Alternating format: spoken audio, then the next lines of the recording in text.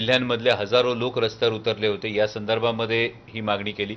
त्यानंतर Chakan MIDC, Ranjangaon MIDC हा सगळा जो इंडस्ट्रियल बेल्ट आहे याची जी एक वाहतूक कोंडी सातत्याने होती, या संदर्भामध्ये PM गतिशक्ती टर्मिनल जे आहे याची मागणी आपल्या मतदारसंघामध्ये केली. मग इंद्रायणी मेडिसिटी असेल, त्याचबरोबरीनं नॅशनल ट्रायबल म्हणजे राष्ट्रीय वनौषधी संशोधन केंद्र असेल, या संदर्भातली मागणी माननीय पंतप्रधानांकडे केली.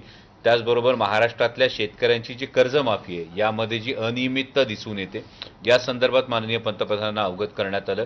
चंद्रभागा नमामि गंगेच्या धर्तीवर नमामि चंद्रभागा हा प्रकल्प राबवण्यात यावा अशी मागणी धैर्यशील मोहिते यांनी केली. त्याचबरोबर महात्मा ज्योतिराव फुले, सावित्रीबाई फुले, राष्ट्रसंत तुकडोजी महाराज आणि लोकशाहीर अण्णाभाऊ साठे यांना मरणोत्तर भारतरत्न पुरस्कार देण्यात यावा ही सुद्धा मागणी पंतप्रधानांसमोर ठेवण्यात आली. एकूणच 8ही जे खासदार आहेत या प्रत्येकाच्या मतदारसंघातले जे काही मुद्दे आहेत, गेले अनेक दिवस हाऊस चालत नसल्यामुळे हाऊसच्या म्हणजे सभागृहाच्या पटलावर जे मुद्दे मांडता येत नाहीत, या मुद्द्यासंदर्भात माननीय पंतप्रधानांकडे आम्ही आमची जी समस्या आहे ती मांडली.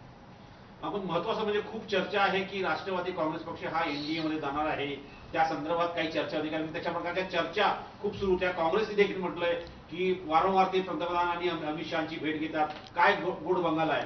मला असं वाटतं आपण जर या संदर्भात कोणाच्या मनात शंका असतील तर त्यांनी भेटीचे जर व्हिज्युअल्स पाहिले तर माननीय पंतप्रधानांना आम्ही महात्मा फुले पगडी आणि उपरणं ही भेट दिली आणि त्याचबरोबर राजदंड हातात असलेल्या छत्रपती शिवाजी महाराजांचा एक पुतळा ही भेट दिली.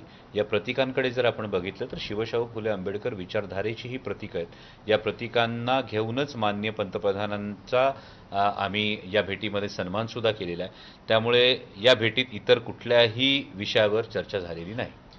देशभरामध्ये ज्या पद्धतीने प्रादेशिक पक्ष फुटत होते त्या दरम्यान तुमचा पक्ष फुटला गेला नाही. त्याचे कारण असं होतं की तुम्ही डिलिमिटेशनला पाठिंबा देणार असा दावा केला जातोय, त्यामुळे तुमचा पक्ष फुटला गेला आणि त्यानंतर तुम्ही मोदींची भेट घेतली असं सांगितलं जातं. त्याच्यामध्ये कितपत तथ्य आहे? म्हणजे असा दावा केला जातोय आणि असं सांगितलं जातंय हे नेमकं कोणाकडून? असं पवार साहेब पण बोलत असतात तसंच ते नाही, असं कोणाकडून हा एक फार महत्त्वाचा मुद्दा आहे. आणि त्यामुळे जे बिल अजून आलेलं नाही आहे, या बिल संदर्भात कुठला निर्णय झाला नाही, त्याविषयी विनाकारण आधीच कयास बांधणं मला वाटतं यामध्ये कुठलंही औचित्य नाही आहे. महत्त्वाची गोष्ट ही आहे की आज बैठकीला मी स्वतः